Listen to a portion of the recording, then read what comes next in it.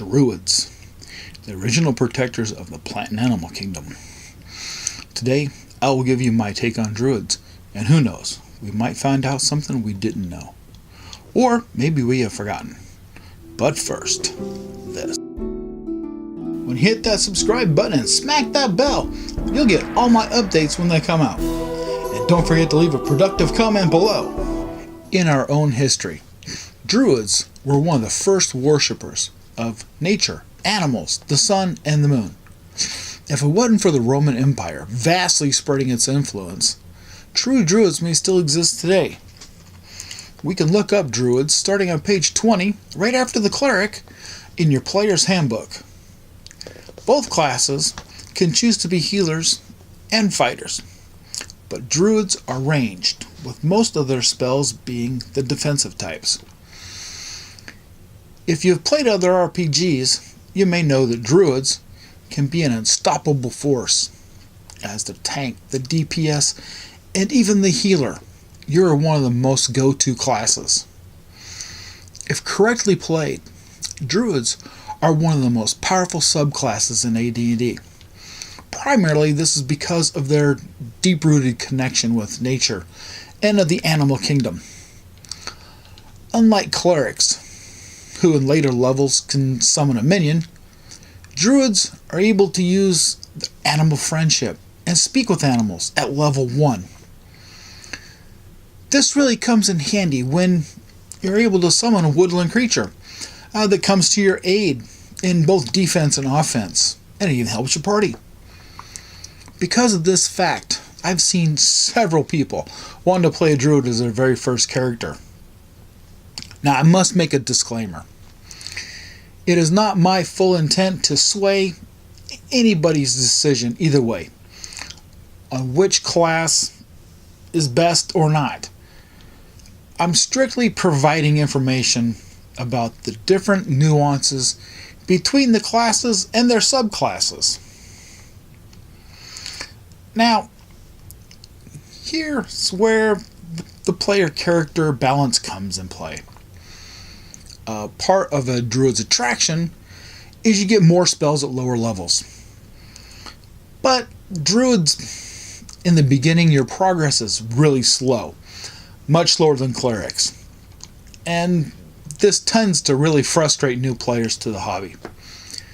Now, don't get me wrong, Druids definitely have their place in the party. But I recommend new players, they first understand how to play a cleric and a fighter before branching out to the subclasses of Druid and others. What new players don't understand is that Druids can be a fairly complex class to play. Not as complex as, say, a paladin, but Druids have boundaries that they will never cross. For example, as a Druid, you can never do anything that will cause intentional harm to an animal of any kind, unless it is out of necessity and hunger.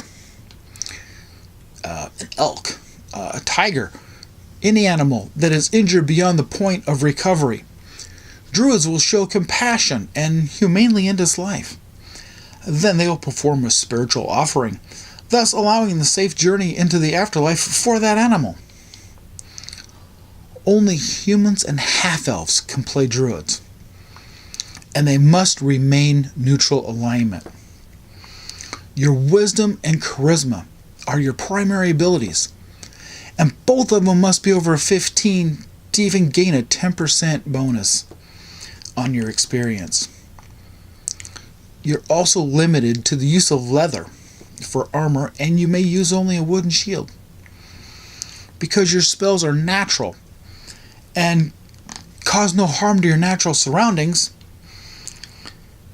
any kind of metal adornment to your armor will taint and even ruin your magical abilities. For example, say there's an orchard and it's tainted and the fruits have become rancid. Through the use of third level spells, Cure Disease and Plant Growth, you can restore this tainted orchard to its once potential of a glorious harvest. Your holy symbols are oak leaves and mistletoe. You hold deities of nature, the sun, and the moon in high regards. Say Sylvanus, the god of forest and nature. Or even Milikai, the mistress of the forest.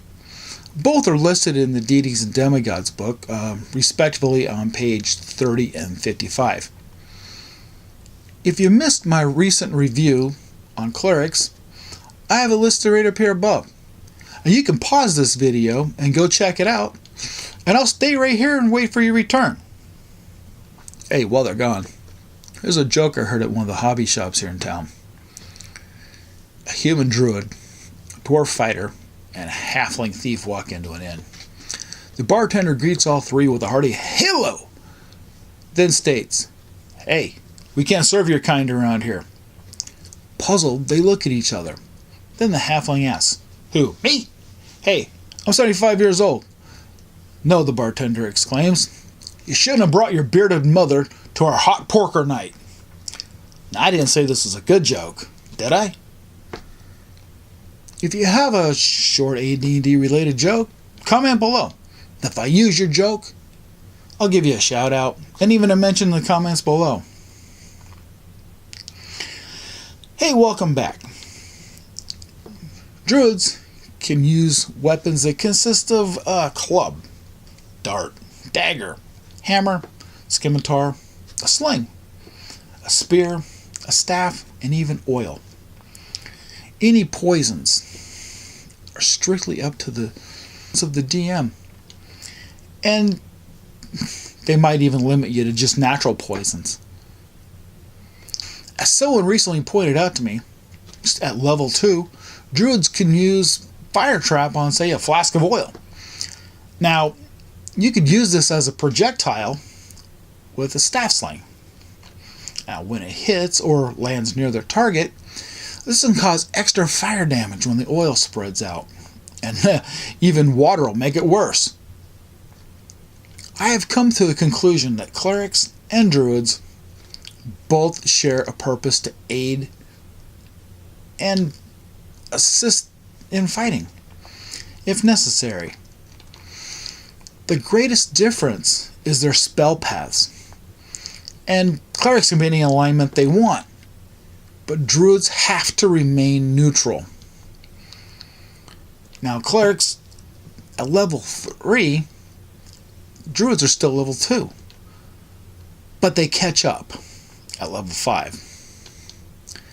Now, on Wednesday, we'll be looking at how a novice party destroyed a 2-session adventure in under 2 hours. On Sunday, we're going to look at our next class review, Fighter and their Paladin subclass.